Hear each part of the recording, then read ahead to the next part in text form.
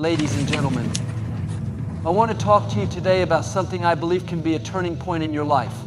It's a simple word, but it carries the power to change your direction, renew your strength, and refresh your spirit. That word is reset. Maybe you've been through a difficult season.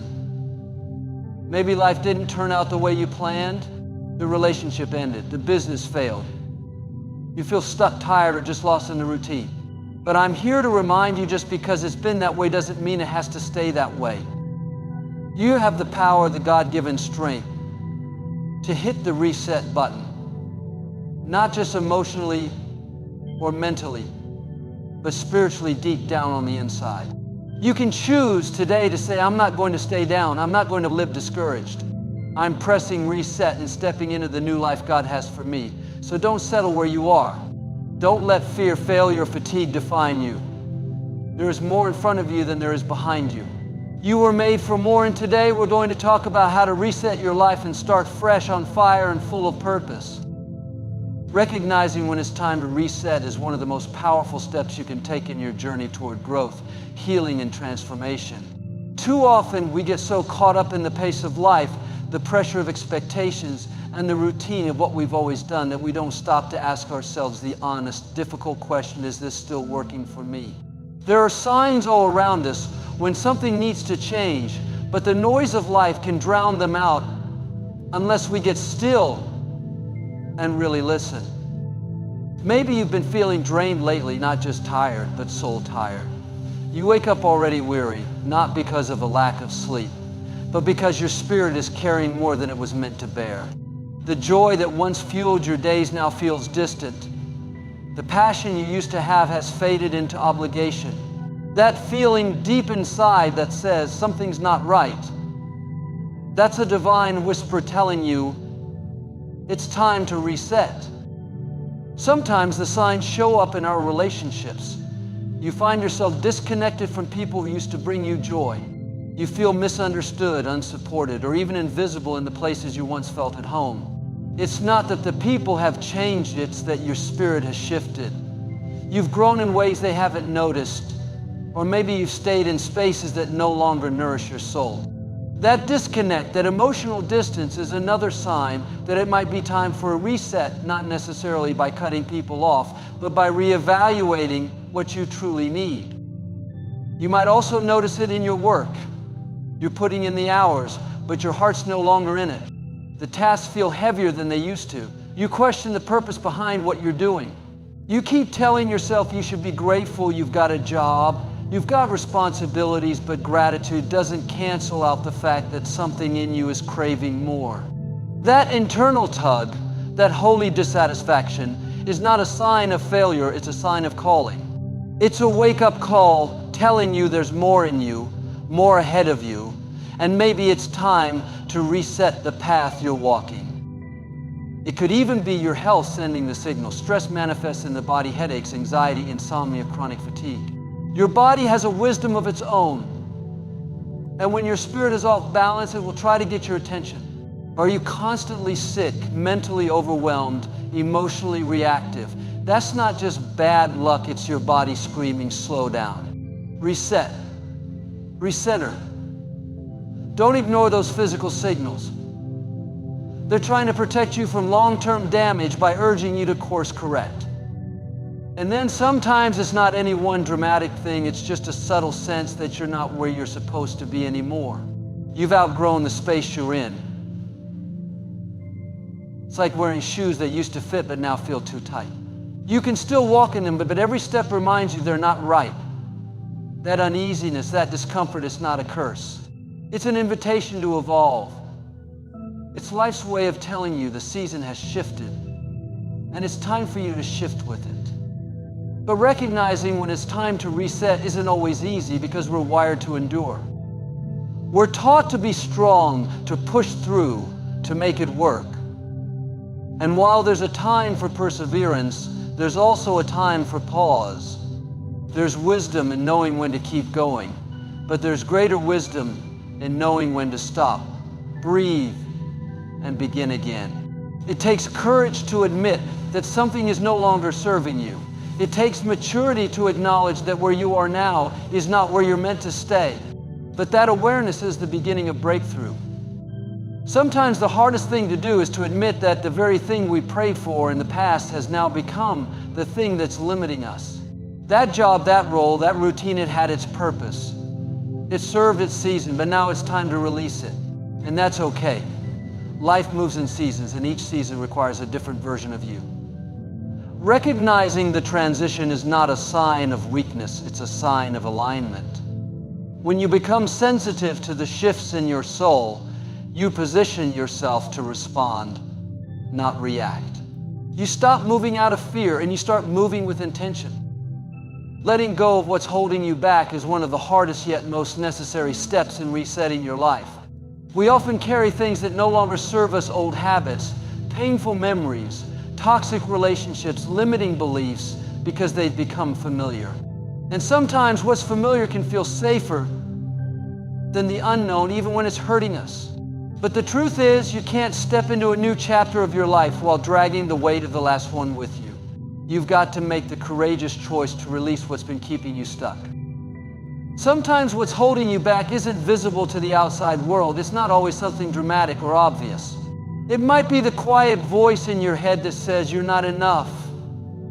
It's the story you keep telling yourself about why you can't change, why things will never be different. That voice was planted somewhere, maybe by something someone said to you long ago, maybe by a failure that shook your confidence. But just because you believe that voice doesn't make it true. You have the power to challenge that inner dialogue and rewrite it. But first, you have to let go of the lies you've been holding on to. There are times when what's holding you back is guilt or shame. You made mistakes. You didn't get it right. Maybe you hurt someone. Maybe you disappointed yourself. And now you're walking through life with a weight on your shoulders, as if you're not allowed to move forward until you've punished yourself enough.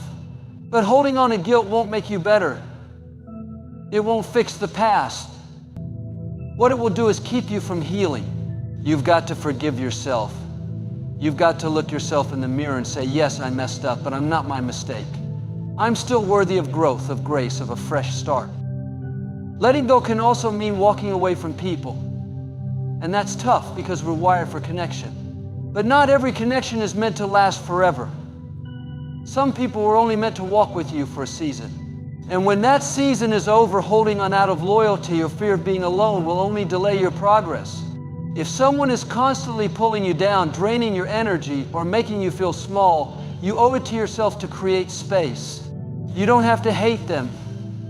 You don't have to make a scene. You can love someone and still choose not to let them occupy space in your life that is meant for your healing and growth. Habits can be another chain that holds you back. That late night scrolling, the procrastination, the comfort eating, the constant busyness that keeps you distracted from what really needs your attention. These patterns might feel harmless, but over time they build a cage around your potential. We all have habits that numb us, that keep us from feeling the discomfort of change. But if you want to reset, you've got to be honest about the things you do that are keeping you in the same cycle. Letting go of those habits doesn't happen overnight, but it starts with awareness. It starts with saying, I don't want to live on autopilot anymore. I want to live with intention. There's also the fear of failure that holds so many people back. You want to start again. You want to make that move. You want to try something new. But what if it doesn't work? What if you fall flat? That fear can be paralyzing, but the truth is you're already carrying the weight of not trying. You're already living with the pain of playing it safe. Letting go means loosening your grip on control. It means trusting that failure isn't fatal, it's just part of the journey. You learn, you grow, and you rise. But none of that happens until you release the need to get it all right the first time. Sometimes what's holding you back is your past identity, the image of who you used to be. You've changed, you've grown, but you're still living according to old definitions. You're still trying to meet the expectations of people who only the old version of you. Resetting your life means shedding that skin. It means standing up and saying, I am not who I was. I've evolved. I'm becoming something new. That takes bravery because people will try to keep you where they're comfortable seeing you. But letting go of that version of yourself is the only way to step into the person you were always meant to become. Disrupting the routine that's draining you is not about abandoning responsibility or escaping life. It's about becoming aware of the patterns that are no longer serving your growth. Many of us live in cycles that feel safe, structured, and predictable, but beneath the surface, they are quietly stealing our energy, our creativity, and our joy. We wake up, go through the motions, check off the boxes, and go to bed feeling like we've accomplished everything and nothing all at once. That's the danger of routine when it becomes unconscious. It keeps you busy but not fulfilled. It keeps you moving but not progressing. There is comfort in routine, but there can also be stagnation. You tell yourself you're being productive, but what you're really doing is avoiding the discomfort of change. You follow the same schedule, interact with the same people, have the same conversations, and do the same things even when your heart has moved on. Over time, routine can become a disguise for fear. You're not holding on because it's working. You're holding on because letting go would force you to face the unknown. But growth doesn't happen in comfort. Growth happens when you disrupt what no longer aligns with your purpose. You have to ask yourself hard questions. What in your daily life feels like it's just checking a box? What part of your schedule do you dread, not because it's difficult, but because it's empty? Maybe you've been staying at a job you no longer believe in, showing up not because you're passionate, but because you're afraid of what's next. Maybe your mornings are filled with stress, your nights with distraction, and your weekends with avoidance. These are signs that your routine is draining you instead of energizing you. It's time to shake something up. You don't need to throw your whole life away to make a change. Sometimes a reset begins with one small disruption. Wake up 30 minutes earlier to journal. Take a different route to work. Turn off your phone for an hour a day. Say no to something you usually say yes to out of guilt or habit. These tiny acts of rebellion against autopilot living start to wake you up. They interrupt the pattern long enough for you to remember that you're alive, that you have a choice in how you spend your time, your focus, and your energy. Disrupting your routine is also about becoming intentional with your time. How much of your day is spent reacting instead of creating? How many hours are filled with mindless scrolling, passive consumption, or emotional avoidance? These habits don't just waste time, they drain your spirit. You weren't created to simply consume content, fulfill obligations, and survive until the next weekend. You were created to build, to connect, to express, to move towards something meaningful. But you'll never access that if your routine is built around distraction instead of direction. People often say they don't have time to change, but time is rarely the issue. It's attention. It's alignment. When you say you don't have time for self-care, reinforcement, or purpose-driven action, what you're really saying is your current routine doesn't prioritize those things. And that's a choice. You have to be willing to disrupt the good to reach for the great. You have to be willing to disturb the familiar in order to find freedom. No one can do that for you. You have to recognize that staying in a draining routine doesn't make you loyal or responsible, it makes you stuck. There's also emotional resistance tied to disruption. You might feel guilty for wanting something different. You might feel like you're being selfish, ungrateful, or unrealistic. But wanting more for your life is not selfish, it's self-aware. It means you're paying attention to your internal signals. It means you're being honest about what you need in order to thrive. That discomfort you feel when you think about making a change, that's a sign you're getting closer to your truth. Discomfort isn't a red light. It's a sign that you're at the edge of transformation. And yes, there will be people who don't understand your need to disrupt your routine. They may tell you you're overthinking or that you should just be content. But they're not living your life. They're not carrying your fatigue, your quiet frustration, your unspoken dreams. You are. And if you want to reset your life, you have to stop waiting for permission to disrupt it. You have to stop waiting for the right time, the perfect plan, or someone else's approval. You have to give yourself the authority to say, this isn't working anymore, and I'm willing to change it. Speaking life into your future is one of the most powerful things you can do when you're trying to reset your life. Words have energy, they carry weight. They create atmosphere.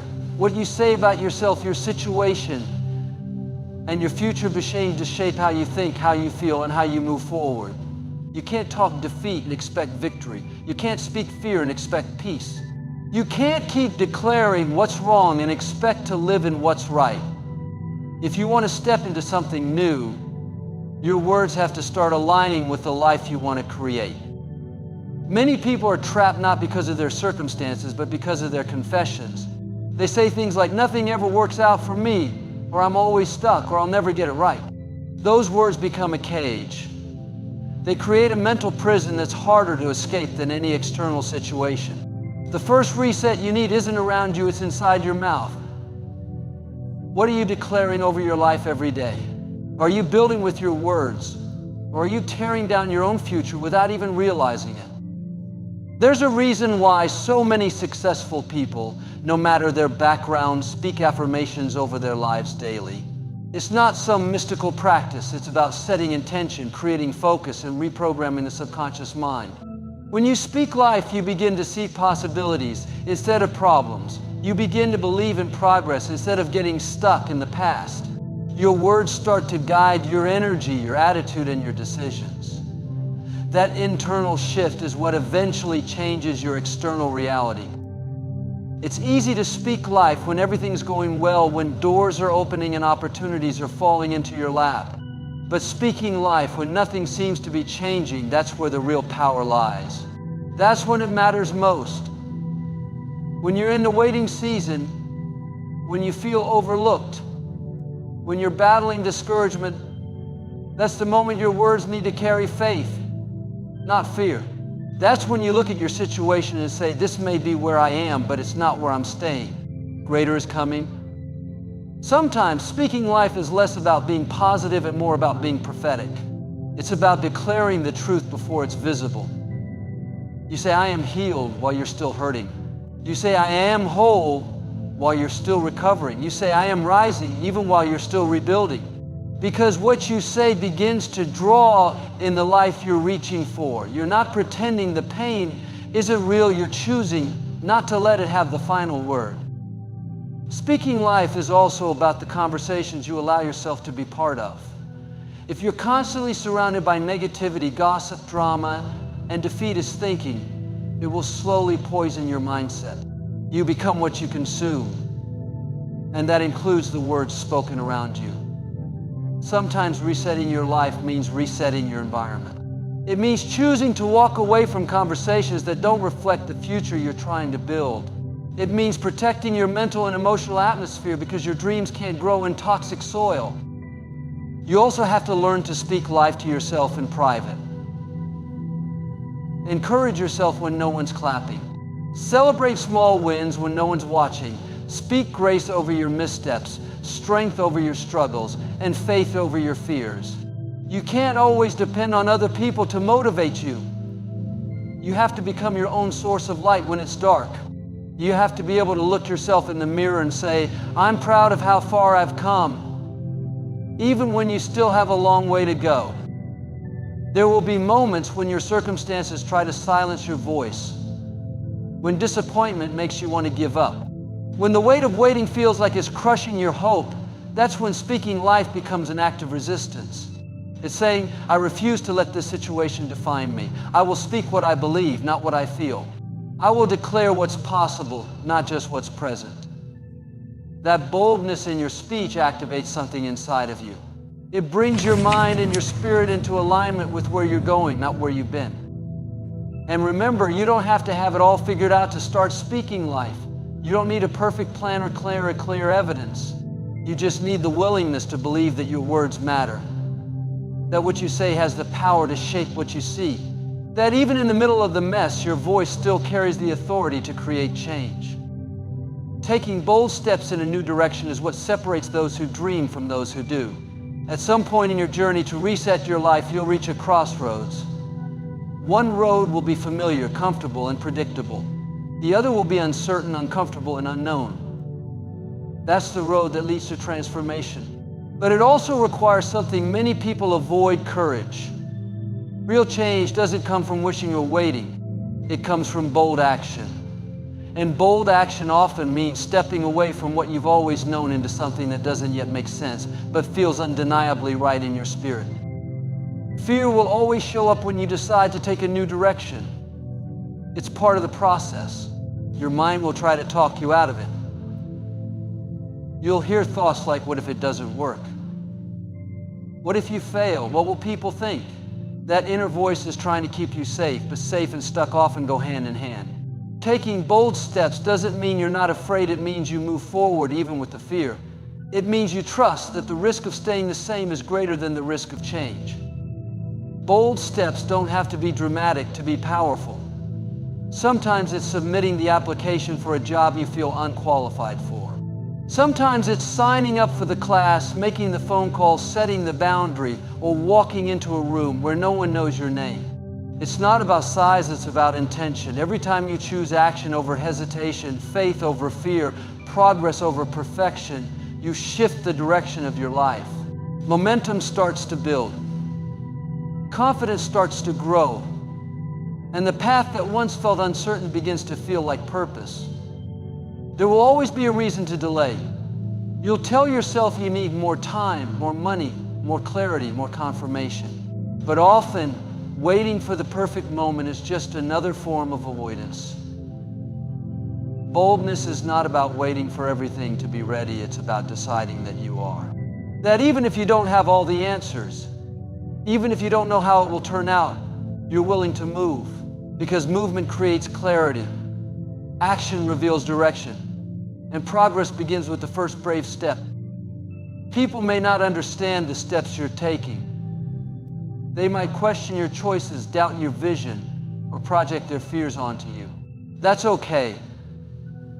They weren't given your calling. They don't carry your dreams. And they don't have to walk your journey. The need for approval is one of the biggest enemies of boldness. If you constantly wait for consensus, you'll never take the leap. Sometimes the step that scares you the most is the one that will grow you the most. And sometimes you won't realize how strong you are until boldness forces it out of you. Taking a bold step doesn't mean you won't make mistakes. It doesn't guarantee instant success or smooth paths. In fact, boldness almost always invites resistance, but that resistance is part of the refining. It builds resilience, deepens your grit, and sharpens your focus. You start to realize that setbacks don't disqualify you, they train you. Detours don't delay your purpose, they prepare you. The courage to act is what creates the capacity to handle what's coming next. It's easy to get stuck in the planning phase. You want to map it all out, predict every outcome, minimize every risk. But life doesn't unfold in spreadsheets and blueprints.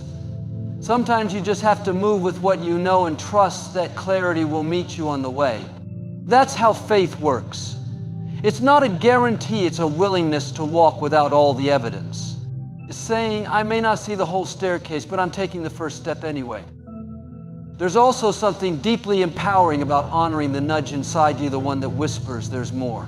That quiet, persistent voice urging you to leave behind the mediocre and reach for the meaningful. When you take bold steps, you're not just changing direction, you're aligning with that inner calling. You're proving to yourself that you're not a prisoner of your past, your fear, or your limitations. You're someone who chooses growth over comfort, destiny over doubt, and purpose over passivity. And even if the step doesn't go the way you hoped, you're still further along than the person who never tried. You gain lessons, you gain strength, you gain stories that you'll one day tell someone else who needs to be reminded that boldness is worth it. Because once you take that first step, something shifts. You start to trust yourself more. You start to believe in your ability to figure things out. You stop asking, what if I fail? And start asking, what if this changes everything?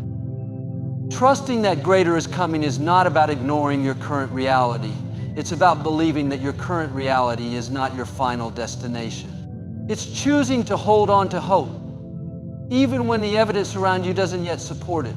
Life will test your patience, challenge your faith, and stretch your endurance. But the mindset of expectancy is what carries you through the in-between seasons. There's something powerful that happens when you choose to believe that what's ahead of you is better than what's behind you. That belief becomes a light in dark places, a compass when you feel lost, and a fire when everything in you wants to give up. When you've been through disappointment after disappointment, it's easy to grow cynical. You start bracing yourself for the worst, assuming that nothing good lasts, preparing for loss instead of expecting gain. That kind of thinking may feel protective, but it becomes a self-fulfilling prophecy. When you stop expecting good things, you stop recognizing opportunities. You start shrinking your vision, settling for less, and telling yourself that maybe this is all life has to offer. But trusting that greater is coming means refusing to let the pain of your past define the possibilities of your future. It means refusing to let your current season dictate your permanent story. This kind of trust requires you to reframe how you see waiting. Waiting isn't wasted time. It's preparation. It's development. It's a necessary pause that allows certain things to align internally and externally before the breakthrough arrives. Sometimes you're not waiting on the blessing. The blessing is waiting on you to become the person who can carry it. That job, that relationship, that opportunity, it's not being withheld, it's being prepared. And you're being prepared too. When you trust that greater is coming, you stop trying to rush the process and start allowing the process to shape you. There are moments when everything looks like it's going in the opposite direction of what you prayed for. Doors close, people leave, plans fall apart. But what if the breakdown is part of the breakthrough? What if the detour is actually divine? Trusting that greater is coming means believing that closed doors are not rejections, they're redirections. That delays are not denials, they're setups for something better. It means living with the conviction that you don't have to force what's meant for you. You just have to stay in alignment, stay faithful, and stay ready. It also means being mindful of what you focus on. If all you look at is what's wrong, what's missing, or what's broken, it's hard to hold on to faith. But when you start looking for the little signs, the moments of peace, the unexpected kindness, the strength you didn't know you had, you start to realize that the shift has already begun. Greater doesn't always arrive with a dramatic entrance. Sometimes it creeps in quietly. It starts in your mindset, your habits, your perspective. It starts in the way you speak about yourself and the way you carry yourself in uncertain seasons. There will be times when no one else sees what you see. When people around you settle for average, when they stop dreaming, when they give up on growth. And in those moments, you'll have to protect your vision. You'll have to guard your spirit against doubt and negativity and fear. Trusting that greater is coming means standing on a promise even when you're standing alone. It means building quietly, healing privately, and believing fiercely. Not because everything is easy, but because deep down you know you were made for more than just surviving. This mindset also teaches you to be grateful in the waiting, not just for what you have, but for what you know is on the way. Gratitude is not just a reaction, it's a declaration. It says, I trust that something good is coming, even if I can't see it yet. It shifts your energy, it lifts your spirit, it opens your heart, and it reminds you that no matter how long it takes, you're on your way. You don't have to have it all figured out to trust the process. You just have to keep showing up with faith, with consistency, and with a heart that refuses to quit. When you carry this trust, you stop comparing your timeline to everyone else's. You stop trying to measure your progress by someone else's highlight reel. You start owning your pace, honoring your journey, and respecting your own growth. Because you understand that greater doesn't mean faster, it means fuller, deeper, richer, and more aligned with who you truly are. And the more you walk in that belief, the more you begin to notice that the life you've been waiting for isn't as far off as it once seemed.